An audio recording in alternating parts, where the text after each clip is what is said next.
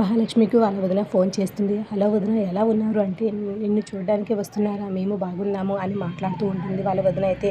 అయితే సరే వదిన, మనం ఇప్పుడు కలిసే చోటికి వద్దాము అని మాట్లాడుతూ ఉంటుంది. ఇక మహాలక్ష్మి అయితే, లేదురా ఇప్పుడు కలిసే చోటికి వద్దు, నువ్వు ఉన్న దగ్గర నిన్ను కలవాలనుకుంటున్నాను అని వాళ్ళ వదిన చెప్పేసరికి ఒక్కసారిగా ఆ మాట విన్న మహాలక్ష్మి అయితే షాక్ అవుతూ ఉంటుంది. ఏంటి వదిన ఎక్కడికి అని అంటే, అవును అక్కడికి, నువ్వు ఎలా ఉన్నావో తెలియాలంటే అక్కడికి వచ్చి కలిస్తేనే బాగుంటుంది అనగానే ఇక మహాలక్ష్మి అయితే షాక్ అవుతూ ఉంటుంది. వెంటనే కన్నాకి చెప్తూ ఉంటుంది, ఏంటి ఇక్కడికి వస్తుందా వదిన అని షాక్ అవుతూ ఉంటాడు. అవునురా, ఇప్పుడు ఏం చేయాలి అంటే, ఖచ్చితంగా ఇక్కడికి వస్తే నువ్వు ఎన్ని ఇబ్బందులు పడుతున్నావో తెలిసి నిన్ను ఇక్కడ ఉండనివ్వదు కాదు వదిన అనేసి అడుగుతూ ఉంటాడు. అప్పుడే కారు వచ్చి ఆగుతూ ఉంటుంది.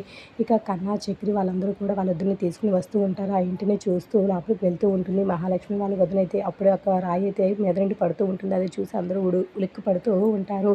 ఇక వాళ్ళ వదిన అయితే షాక్లో అలాగే కిందకి ఆ రాయి వంక చూస్తూ ఉండిపోతుంది. తర్వాత వాష్రూమ్కి వెళ్తూ ఉంటుంది. అక్కడున్న దానికి కాసేపు కూడా ఉండలేక, స్మెల్కి భరించలేక బయటకు వచ్చేస్తూ ఉంటుంది. అప్పుడు మాధవ్ వాళ్ళు టీ స్నాక్స్ అని పెట్టుకుని ఇక కూర్చుని తుడుస్తూ ఉంటే డస్ట్కి అయితే తను ముక్కు మూసుకుంటూ ఉంటుంది.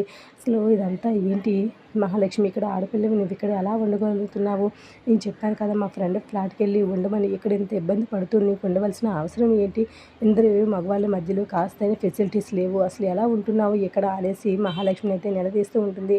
మహాలక్ష్మి దగ్గర అయితే సమాధానం లేదు. ఇప్పటికైనా మించిపోయింది ఏమీ లేదు. నువ్వు నేను చెప్పిన మా ఫ్రెండ్ వాళ్ళ ఫ్లాట్కి వెళ్ళిపో అని చెప్పేసరికి చక్రి షాక్ అవుతూ ఉంటాడు. ఎందుకు ఇంతలా ఆలోచిస్తున్నావు? మినిమము నువ్వు ఎలా ఉండేదానివో ఇక్కడ ఎలా ఉంటున్నావో తెలుస్తుందా అని గట్టిగా గదుముతూ ఉంటుంది. మహాలక్ష్మి నిర్ణయం ఏంటి?